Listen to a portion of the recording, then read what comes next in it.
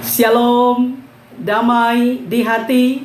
Apa kabar Bapak Ibu Saudara-saudara? Berjumpa lagi dengan saya, Pendeta Tirsata Iras.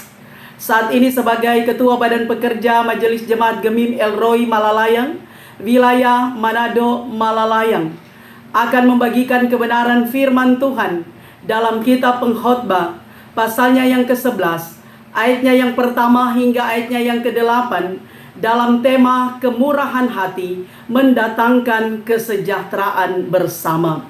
Saya berharap dan berdoa dimanapun Bapak Ibu Saudara-saudara berada, kiranya tetap mengalami kasih dan kebaikan Tuhan, sehingga ada dalam keadaan sehat, kuat, tetap semangat, bersukacita dan senantiasa bersyukur kepada Tuhan. Sebelum kita membaca dan merenungkan kebenaran firman Tuhan, mari berdoa.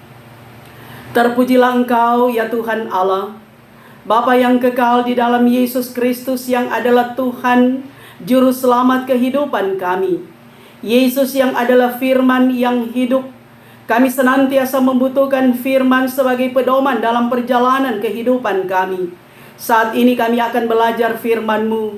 Tuhan, berikanlah hikmat dan konsentrasi dikala kami membaca, mendengar dan merenungkan sabda-Mu. Kuasai kami semua dengan Roh Kudus-Mu. Hamba-Mu yang memberitakan firman, kiranya diberkati oleh Tuhan, dan Tuhan menaruh perkataan-perkataan-Mu di mulut hamba-Mu, supaya hamba perkatakan kepada banyak orang, sehingga banyak orang boleh menyaksikan kebenaran firman-Mu, terberkati dan akan memuji dan memuliakan nama Tuhan. Dalam nama Yesus kami berdoa. Amin. Bapak Ibu Saudara-saudara yang kekasih, mari kita membaca dalam kitab Pengkhotbah. Kitab Pengkhotbah pasalnya yang ke-11, ayatnya yang ke-1 hingga ayatnya yang ke-8. Pengkhotbah pasalnya yang ke-11, ayatnya yang pertama hingga ayatnya yang ke-8, dalam perikop pedoman-pedoman hikmat. Lemparkanlah rotimu ke air, maka engkau akan mendapatnya kembali lama setelah itu. Berikanlah bahagian kepada 7 bahkan kepada 8 orang, karena engkau tidak tahu malapetaka apa yang akan terjadi di atas bumi. Bila awan-awan sarat mengandung hujan, maka hujan itu dicurahkannya ke atas bumi. Dan bila pohon tumbang ke selatan atau ke utara, di tempat pohon itu jatuh, di situ ia tinggal terletak. Siapa senantiasa memperhatikan angin tidak akan menabur, dan siapa senantiasa melihat awan tidak akan menuai. Sebagaimana engkau tidak mengetahui jalan angin dan tulang-tulang dalam rahim seorang perempuan yang mengandung, demikian juga engkau tidak mengetahui pekerjaan Allah yang melakukan segala sesuatu. Taburkanlah benihmu pagi-pagi hari, dan janganlah memberi istirahat kepada tanganmu pada petang hari, karena engkau tidak mengetahui apakah ini atau itu yang akan berhasil, atau kedua-duanya sama baik. Terang itu menyenangkan, dan melihat matahari itu baik bagi mata. Oleh sebab itu, jikalau orang panjang umurnya, biarlah ia bersukacita di dalamnya. Tetapi hendaklah ia ingat akan hari-hari yang gelap, karena banyak jumlahnya. Segala sesuatu yang datang adalah kesia-siaan. Demikianlah pembacaan firman Tuhan. Bapak Ibu Saudara-saudara yang kekasih di dalam Tuhan, bulan Februari selalu dikatakan sebagai bulan kasih sayang. Karena di tanggal 14 Februari orang merayakan hari Valentine atau hari kasih sayang. Sehingga di hari kasih sayang, di hari Valentine, orang saling berbagi bunga, coklat sebagai tanda kasih sayang. Bahkan saudara, hari Valentine yang selalu diacarakan, apalagi oleh anak-anak muda, bahkan wanita kaum ibu, selalu ditandai dengan warna pink, warna merah muda yang begitu lembut. Sehingga saudara yang kekasih, ketika tanggal 14 Februari, banyak sekali toko-toko yang coklatnya itu laku. Supermarket banyak memajang bunga-bunga, bahkan coklat, dan itu semua laku keras karena orang merayakan hari Valentine di tanggal 14 Februari. Nah, saudara yang kekasih, sebenarnya hari kasih sayang bukan nanti tanggal 14 Februari. Setiap hari itu adalah hari kasih sayang. Bahwa kita diingatkan untuk menyatakan kasih kita, menyatakan rasa sayang kita, kepedulian kita, kepekaan kita kepada orang lain. Bukan saja orang yang kita kasihi, tapi orang-orang yang ada di sekitar kita. Bahkan orang yang tidak kita kenal pun, kita diingatkan melalui kebenaran firman Tuhan, supaya kita tetap mengasihi mereka. Saudara, mengapa kita sebagai orang percaya diingatkan untuk mengasihi? Ingat saudara, Tuhan lebih dulu mengasihi kita. Yesus Kristus, dia menyerahkan tubuhnya bagi kita, agar supaya kita manusia diselamatkan. Sekalipun Yesus harus mengalami jalan sengsara, via dolorosa, tapi karena kasihnya yang begitu besar, dia rela melakukan semua itu. Dan ingat juga bahwa hukum yang pertama adalah mengasihi Tuhan, dan hukum yang kedua adalah mengasihi sesama. Orang yang mengasihi Tuhan adalah orang yang mengasihi sesama, dan orang yang mengasihi sesama manusia adalah orang yang mengasihi Tuhan. Nah, saudara-saudara, kiranya kuasa Roh Kudus menggerakkan kita untuk mampu mengasihi sesama kita.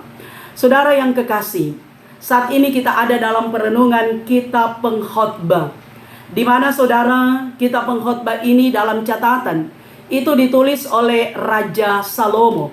Hal ini dibuktikan dalam kitab Pengkhotbah pasal 1 ayat 1 dan 12. Penulis kitab Pengkhotbah ini menyebut dirinya sebagai anak Daud, raja di Yerusalem. Anak Daud itu berarti Salomo, karena Salomo lah yang menggantikan ayahnya Daud menjadi raja bagi bangsa Israel, bangsa pilihan Tuhan. Kemudian lagi saudara, Pengkhotbah pasal 1 ayat 16. Penulis Pengkhotbah menyebut dirinya pemimpin yang paling bijaksana dan penuh hikmat dari semua umat Tuhan. Nah saudara, pemimpin yang paling bijaksana, pemimpin yang memiliki hikmat adalah Raja Salomo. Tidak ada orang sebelum dan sesudah Salomo yang punya hikmat seperti yang dimiliki oleh Raja Salomo. Dan fakta yang ketiga yang menyatakan bahwa Salomo lah yang menulis kitab Pengkhotbah, kita dapat membaca dalam Pengkhotbah pasal 2 ayat 4 sampai 9, di mana penulis menyebut dirinya bahwa kerajaannya sangat terkenal karena kekayaan dan kemuliaan yang berlimpah-limpah. Salomo dia punya kekayaan yang sangat banyak, harta benda yang banyak, yang luar biasa sebagai berkat Tuhan. Karena itu sekali lagi dikatakan bahwa Pengkhotbah ditulis oleh Raja Salomo. Nah saudara yang kekasih, Raja Salomo dia menulis kitab Kidung Agung, kitab Amsal, dan kitab Pengkhotbah. Kidung Agung ditulis saat Raja Salomo dia ada di usia muda, sementara menikmati kemudaannya. Karena itu kalau kita membaca kitab Kidung Agung, di sana ada ungkapan-ungkapan, ada bahasa, ada kata-kata tentang cinta, kenikmatan cinta. Bahwa saat Salomo menikmati kemudaannya, dia mengungkapkan itu melalui testimoninya dalam kitab Kidung Agung. Kemudian saudara, kitab Amsal ditulis oleh Raja Salomo ketika dia ada di usia parubaya, di usia setengah tua. Karena itu kitab Amsal ini saudara berisi tentang nasihat-nasihat, tentang pengajaran-pengajaran, tentang wejangan-wejangan dari seorang yang berhikmat, yaitu Raja Salomo. Dan kitab Pengkhotbah ditulis oleh Raja Salomo ketika dia sudah ada di usia senja, lansia, sudah tua saudara. Karena itu kita melihat dalam kitab Pengkhotbah ini ada banyak pengalaman-pengalaman iman yang dialami oleh Raja Salomo dan dituangkan dalam kitab Pengkhotbah. Bahkan saudara, dalam kitab Pengkhotbah kita melihat bahwa Salomo mengatakan segala sesuatu itu adalah sia-sia. bahwa apa yang dilakukan oleh manusia di bawah kolong langit ini adalah kesia-siaan. Namun kesia-siaan atau sia-sia yang dimaksud oleh Raja Salomo adalah ketika hidup manusia tidak memprioritaskan Tuhan, ketika hidup manusia jauh dari Tuhan, ketika hidup manusia menyepelekan kuasa Tuhan, ketika manusia tidak akrab dengan Tuhan, apalagi tidak takut akan Tuhan, maka itulah hidup sia-sia, hidup yang penuh dengan kesia-siaan. Tetapi sebaliknya, ketika manusia hidup dengan rasa takut kepada Tuhan, hormat kepada Tuhan, tetap memprioritaskan Tuhan di atas segala-galanya, ketika manusia mengandalkan Tuhan, hidup akrab dengan Tuhan, hidup bukanlah sia-sia, tetapi hidup adalah penuh sukacita, penuh kebahagiaan. Dan itulah hidup yang berbahagia, dan itulah juga sejatinya hidup orang yang percaya kepada Tuhan, hidup yang diberkati dan mampu menjadi berkat.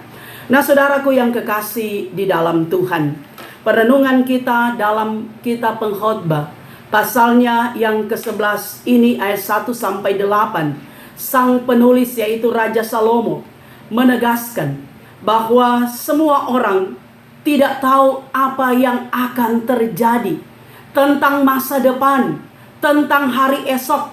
Tidak ada yang tahu. Manusia hanya dapat memprediksi, mengira-ngira, tapi ending dari prediksi kita yang menentukan segalanya adalah Tuhan Allah. Karena itu saudara, manusia yang tidak tahu apa yang akan terjadi esok hari harus mempersiapkan diri secara matang dengan membuat perencanaan, bahkan strategi sesuai dengan kehendak, sesuai dengan ketetapan, dan sesuai dengan perintah Tuhan. Salomo melalui kitab Pengkhotbah ini dia mengingatkan supaya manusia dalam menghadapi hidup yang ada haruslah memiliki keberanian, memiliki rasa percaya diri, bahkan tegas dan tidak pesimis, tetapi juga harus berbuat kebaikan kepada banyak orang. Karena itu saudara, dari 8 ayat dalam pasal 11 ini, kita melihat ada beberapa bagian penting yang menjadi pokok perenungan kita. Kalau kita melihat di pasalnya yang ke-11, ayatnya yang pertama hingga ayatnya yang kedua, kita melihat di sini bagaimana Raja Salomo mengingatkan agar supaya manusia punya keberanian untuk dapat memberi, membagi kasih, berbagi kasih kepada orang lain. Manusia jangan jadi egois, jangan hanya mementingkan diri sendiri, tetapi juga harus peka dan peduli terhadap penderitaan orang lain. Kita lihat saudara, di ayatnya yang pertama, lemparkanlah roti itu ke air, maka engkau akan mendapatkannya kembali lama setelah itu. Saudara, roti dalam bahasa Ibrani disebut lehem. Bait lehem, rumah roti. Lehem itu adalah roti, makanan. Itu adalah sesuatu yang primer, yang pokok bagi kita manusia. Sebab manusia kalau senyandak makan pasti kelaparan, bahkan pasti mati. Nah, karena itu saudara, roti atau makanan itu adalah hal yang primer bagi kita. Nah, dikatakan bahwa lemparkanlah roti itu, sehingga ini mau menyatakan bagaimana sikap memberi atau bermurah hati bagi kita. Dan itu pasti mendatangkan berkat bagi orang yang memiliki keberanian untuk memberi. Ketika kita punya rasa memberi, suka memberi, berbagi kasih saudara, seperti yang saya katakan tadi, Valentine, kasih sayang bukan nanti tanggal 14 Februari, tapi juga setiap hari itu adalah hari kasih sayang. Memberi, memperhatikan, menolong orang lain. Kita diberkati, orang lain diberkati. Sama halnya saudara, di bulan Januari, Kota Manado dilanda dengan bencana alam banjir dan tanah longsor. Banyak orang yang membantu, baik dari pihak pemerintah, dari pihak gereja, dari pribadi, dari komunitas manapun. Termasuk juga saya mau katakan, Jemaat El Roy Malalayang, wilayah Manado Malalayang, tempat saya melayani saat ini. Jemaat masih baru, 6 kolom. Dan saudara-saudara sementara membangun gereja. Tetapi kepedulian jemaat, rasa berbagi kasih itu luar biasa. Sehingga bisa membagi makanan, pakaian, bahkan apa yang dibutuhkan walaupun dalam ukuran secara kuantitas itu sangat sedikit, tetapi dengan hati yang tulus memberi, membagi kasih. Sebab seperti juga firman Tuhan, kasihilah Tuhan dan kasihilah sesama. Ketika kita mengasihi sesama kita, mempedulikan sesama kita, itu berarti kita mengasihi Tuhan yang adalah sumber berkat, yang memberkati kita setiap saat. Karena itu saudara, mari kita memiliki sikap bermurah hati. Mari kita memiliki kepedulian, kepekaan terhadap orang-orang yang membutuhkan uluran tangan kasih sayang dari kita. Kemudian saudara yang kekasih, dikatakan juga bahwa saat Tuhan memberi berkat, memberi kelimpahan dalam kehidupan kita, mari kita lapangkan hati kita. Mari kita ringankan tangan kita. Berani berbagi, berani menjadi berkat. Sebab itulah yang Tuhan kehendaki. Jangan jadi koncudu saudara. Karena hidup ini adalah berkat Tuhan. Nafas kita adalah pemberian Tuhan. Ketika kita bermurah hati, ketika kita sungguh diberkati oleh Tuhan, maka kita yakin itu semua adalah hal yang mendatangkan sukacita, berkat bagi kita, bagi orang lain, terutama menyenangkan hati Tuhan. Yang kedua dari bagian bacaan kita saudara, pasalnya yang ke-11 ayat 3 sampai ayatnya yang ke-5. Di sini dikatakan bahwa bila awan syarat mengandung hujan, maka hujan itu dicurahkannya ke atas bumi. Dan bila pohon tumbang ke selatan atau ke utara, di tempat pohon itu jatuh, di situ ia tinggal terletak. Saudara-saudara yang kekasih, Raja Salomo melalui kitab pengkhotbah ini mengingatkan bahwa dalam hidup ini selalu ada apa yang namanya ketidakpastian, bahkan ketidaktentuan. Manusia tidak pernah tahu kapan di mana awan akan menjatuhkan hujan ke bumi. Juga pohon tidak bisa memilih akan tumbang ke utara atau ke selatan. Maka demikianlah manusia tidak dapat memilih dan menentukan waktu, entahkah akan mengalami hal yang menyenangkan ataukah mengalami hal yang tidak menyenangkan. Karena itu saudara, kita diingatkan berani mengambil resiko, berani mengambil keputusan, agar supaya saudara hidup kita mampu berjalan ke depan. Kalau orang tidak mampu mengambil keputusan, tidak mampu mengambil resiko, maka hidup itu jalan di tempat, statis saudara. Tidak akan jadi pesimis dan tidak optimis. Tapi firman ini mengingatkan, karena segala sesuatu tidak tahu apa yang akan terjadi. Kita harus memiliki keberanian. Kita harus percaya diri bahwa sesungguhnya hidup kita ini ada dalam tangan Tuhan. Hidup kita ini diarahkan oleh Tuhan.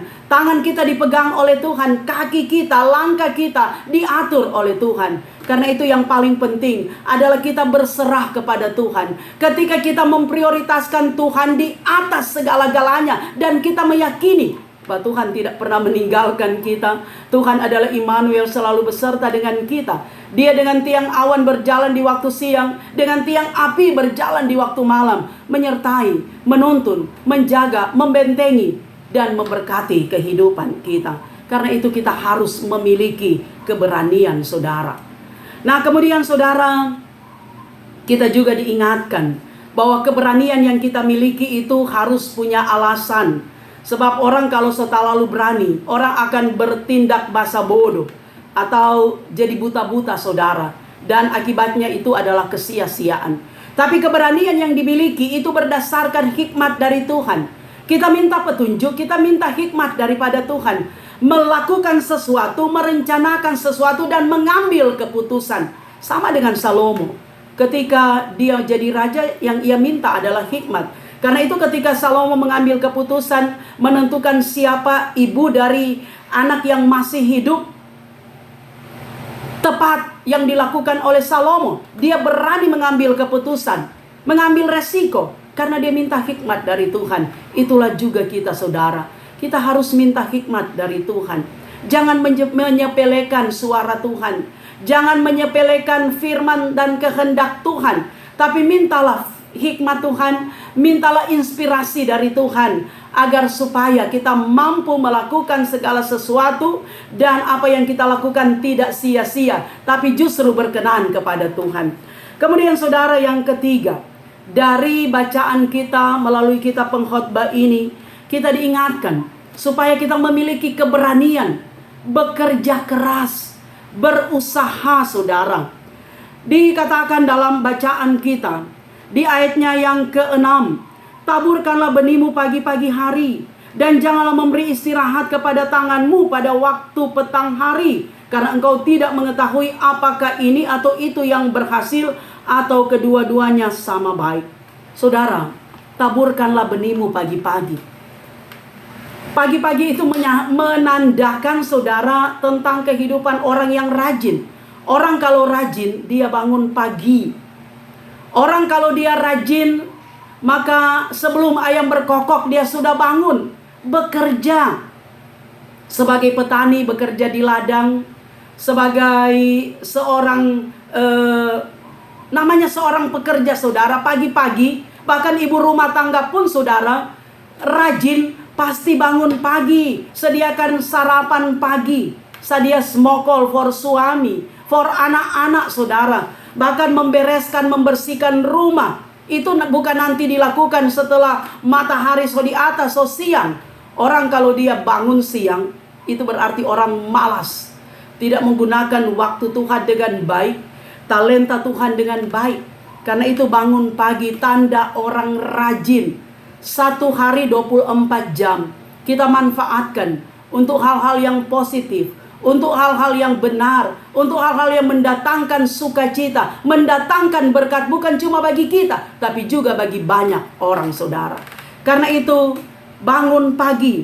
Bahkan saudara, tangan dikatakan jangan berhenti sampai petang hari. Nah, itulah orang yang memanfaatkan waktu Tuhan dengan baik, mempergunakan semua talenta dan semua potensi yang Tuhan berikan untuk hal-hal yang bermanfaat, hal yang positif, dan hal-hal yang mendatangkan berkat dalam kehidupan kita. Saudara yang kekasih, sekali lagi harus kerja keras, harus jadi orang rajin. Orang rajin itu iko mau. Apa yang suka orang mau beli, pasti orang mau dapat beli. Apa yang suka kita dapatkan, kita bisa dapatkan kalau kita punya uang karena rajin bekerja. Tapi saudara, kalau malas, pasti iko mata. Kita tidak dapat membeli apa yang kita inginkan. Kita tidak akan mendapatkan apa yang kita harapkan. Karena itu hanya orang rajin yang diberkati oleh Tuhan.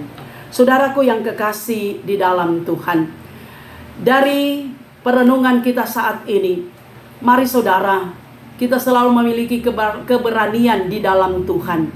Dan keberanian di dalam Tuhan itu adalah satu keberanian yang mengingatkan kita untuk senantiasa mengakui Tuhan di atas segala-galanya.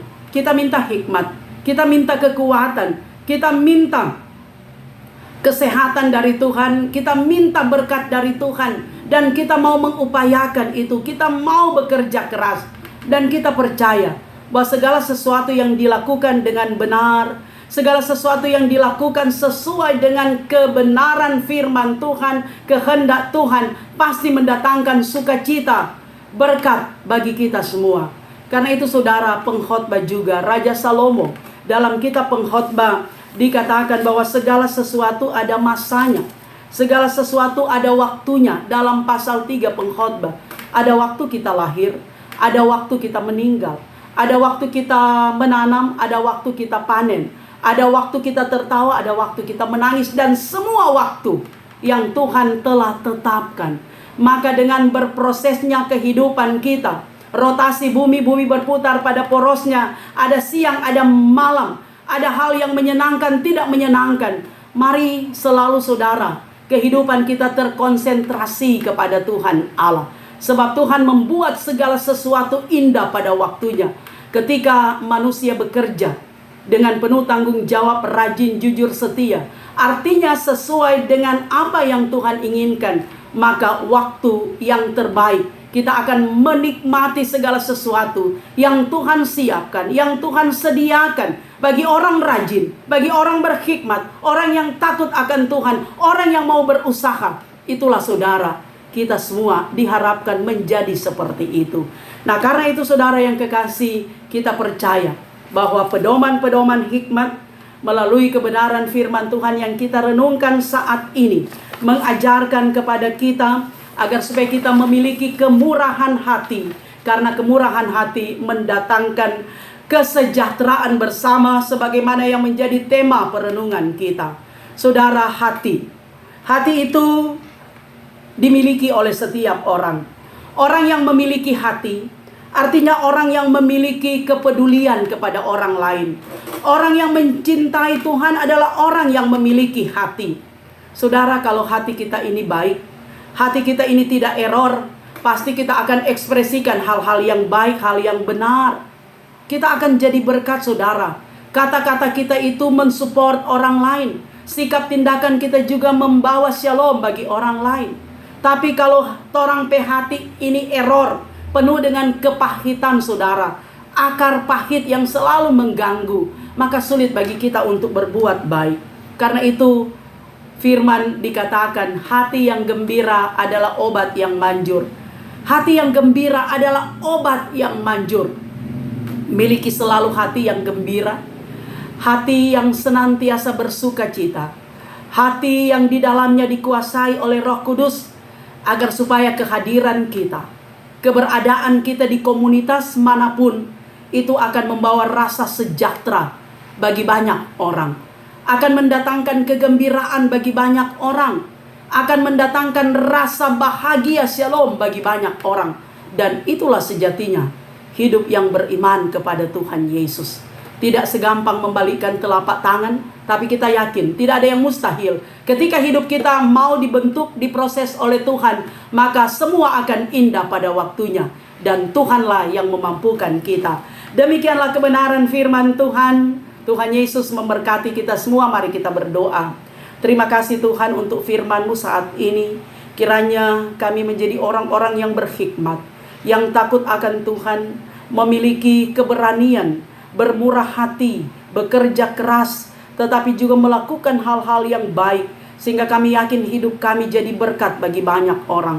Tuhan menghendaki kami untuk berbuat kasih kepada banyak orang, kepedulian, kepekaan. Maka mampukan kami dengan dorongan kuasa Roh Kudus menerjemahkan kehendak firman-Mu ini dimanapun kami berada. Hamba-Mu berdoa bagi saudara-saudara yang mendengarkan kebenaran firman Tuhan ini, kiranya diberkati oleh Tuhan. Tetap bersemangat menghadapi situasi apapun. Percaya yakin bahwa hidup mereka senantiasa ada dalam pembentengan perlindungan Tuhan. Mereka yang sakit, dalam nama Yesus Tuhan menyembuhkan. Mereka yang lemah Tuhan kuatkan. Mereka yang ada dalam gumul apapun, kiranya Roh Kudus menyemangati mereka sehingga mereka melihat salib Kristus yang penuh dengan kemenangan, sekalipun harus dihadapi dengan penderitaan dan siksaan. Terima kasih Tuhan. Ini kami yang berdoa. Dalam nama Yesus kami bermohon. Amin. Bapak Ibu Saudara-saudara, demikianlah kebenaran firman Tuhan. Saya Pendeta Tirsata Iras berharap kiranya Bapak Ibu Saudara-saudara akan terus mendukung YouTube channel Tirsata Iras dengan cara nonton video, dengarkan kebenaran-kebenaran firman Tuhan di dalamnya. Berikanlah tanda like, jempol, tekan tanda subscribe, dan berikanlah komentar-komentar yang membangun. Dan jika berkenan, bagikanlah video ini di media sosial yang Bapak Ibu Saudara-saudara miliki. Dan jangan lupa tekan lonceng supaya ada notifikasi dari setiap update video saya yang baru. Terima kasih, Tuhan memberkati. Amin.